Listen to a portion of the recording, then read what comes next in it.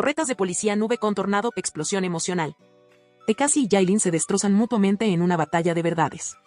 En un dramático giro de los acontecimientos, Tekashi y Yailin han protagonizado un enfrentamiento público lleno de emociones intensas y verdades impactantes. Según testigos presenciales, la discusión entre la pareja fue acalorada y no escatimaron en revelaciones sorprendentes sobre su relación, la crianza de su hija Cataleya y su pasado con Anuel. Las declaraciones de Yailin han sido particularmente contundentes, señalando supuestamente a Tekashi como responsable de varios conflictos en su relación y cuestionando su compromiso como padre. Por su parte, Tekashi ha respondido con acusaciones igualmente fuertes, insinuando problemas de confianza y lealtad por parte de Yailin. Este enfrentamiento público ha dejado atónitos a los seguidores de la pareja, quienes han expresado su apoyo tanto a Tekashi como a Yailin en las redes sociales. Mientras algunos elogian su valentía para abordar temas difíciles en público, otros lamentan la situación y esperan una pronta reconciliación. Sin embargo, esta explosiva disputa no ha eclipsado el cariño y admiración que los fans sienten por la adorable Cataleya, quien continúa siendo el centro de atención y el vínculo amoroso entre sus padres.